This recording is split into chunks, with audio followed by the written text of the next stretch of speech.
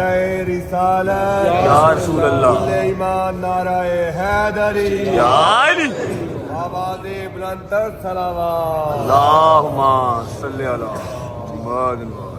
وہ یہ نہیں کہتے کہ ہم گواہی دیتے ہیں کہ اللہ ہے، وہ کہتے ہیں ہم گواہی دیتے ہیں کہ اللہ کے سوا کوئی نہیں ہے۔ لا پہلے کہتے ہیں، اقرار بعد میں کرتے ہیں۔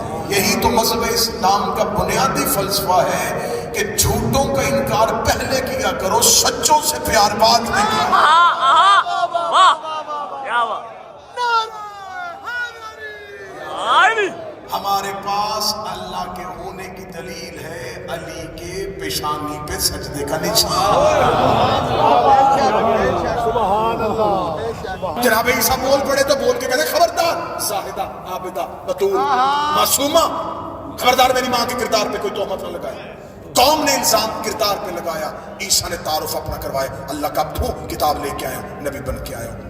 عیسیٰ جانتا تھا جب میں اپنا تعارف کروا دوں گا ان کو پتہ چل جائے گا جن کے بیٹے نبی ہوں وہ مائیں معصومہ ہوں۔ آخری 30 سیکنڈ رہ گئے اور نتیجہ آنے لگا ہے۔ جناب مریم نے بیٹے سے کہا اور عیسیٰ بول پڑا۔ قوم نے بولتا ہوا عیسیٰ دیکھا، قرآن یہیں پہ خاموش ہوا۔ قرآن نے کہا پلٹ گئے، چلے گئے واپس، کیونکہ ہم نے اپنے امر کو پورا کر دیا تھا۔ عیسیٰ گواہی دے چکا تھا، عیسیٰ کی گواہی پہ قوم خاموش ہو کے چلی گئی۔ علماء تشریف فرمائے میں کم میں ہوں، پاکیزہ عورت کے پہ دامن پہ تہمت لگانا الکبائر میں سے ہے، کبیرہ گناہوں میں سے نہیں، الکبائر میں سے ہے۔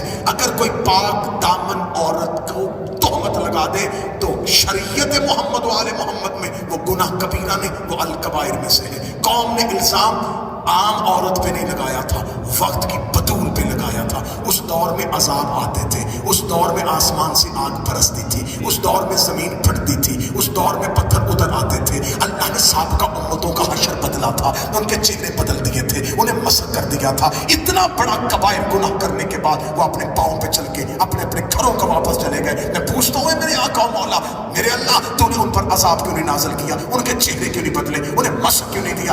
عجب نہیں کہ آواز پروردگار آئے کہ عذاب آنے کے لیے تیار تھا لیکن ٹل گیا، واپس چلا گیا۔ کیا کیا تھا انہوں نے؟ نہ مریم سے معافی مانگی، نہ عیسیٰ کا کلمہ پڑھا۔ کون سا ایسا کام کیا کہ ان پہ تو نے عذاب نہیں بھیجا؟ فرمایا عذاب آنے کے لیے تیار تھا، انہوں نے مریم پہ الزام لگایا، مریم نے گواہ پیش کیا، انہوں نے مان لیا۔ مریم نے گواہ پیش کیا، انہوں نے مان لیا۔ مریم نے گواہ پیش کیا، انہوں نے مان لیا۔ جو بطول کے گواہ مان لے اللہ انہیں بخش دیتا ہے، جو زہرا کے گواہ جھٹلا دے۔ مریم کے ایک بیٹے نے گواہی، جناب مریم کے ایک بیٹے نے گواہی، زہرا کے 2 بیٹے ماں کے سامنے کھڑے ہو کے نانے کی امت سے کہہ رہے تھے ہماری ماں سچ بول رہی ہے۔ یہ زہرا مظلومیت کی تصویر ہے۔ زہرا ایک خاتون کا نام نہیں، زہرا ایک تحریک کا نام ہے، جو تحریک باپ کے جنازے سے اٹھی دفاع ولایت علی کی خاطر، جس نے اس دور کی حجت کا دفاع کیا، جس نے اس دور کی امامت کا دفاع کیا۔ میں کم میں کھڑا ہو کے علماء اور طلاب کے سامنے کہہ رہا ہوں، اتنے بے بس کر دیا تھا مسلمانوں نے زہرا۔ نبی کے جانے کے بعد علی بطول کو ناکہ پہ بٹھاتے، خود ناکہ کی مہار پکڑتے، مدینے کے ایک ایک دروازے پہ زہرا کا ناکہ بٹھایا جاتا، ایک ایک دروازے پہ آگے دستک دے کے کہتی میں جو تیرے دروازے پہ آئی ہوں میں کوئی عام خاتون نہیں، میں فاطمہ بنت محمد تیرے دروازے پہ چل کے آئی ہوں۔ مسلمان کہتے محمد کی بیٹی کیوں آئی ہے؟ رو کے کہتی اکیلی نہیں آئی، علی کو ساتھ لے کے آئی۔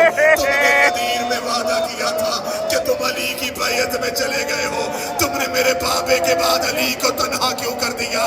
زہرا جملہ کہتی مسلمان دروازہ بند کر دیتے، ایک ایک گلی میں زہرا علی کو لے کے جاتی، شام کو پلٹتے ہوئے علی کا ہاتھ پکڑتی، رو کے کہتی مدینے والے مانے نہ مانے میں گواہی دیتی ہوں اشہد ان علی میں تیری ولایت کی گواہی دیتی ہوں، میں تیری امامت کی گواہی دیتی ہوں۔ آخری رات آئی بطول کی، ریت پہ زخمی تھی زہرا، علی رو کے کہتے بطول مجھے صرف اتنا بتا تیرے جانے کے بعد میرے حق میں بولے گا کون؟ تیرے جانے کے بعد میری وکالت کون کرے گا؟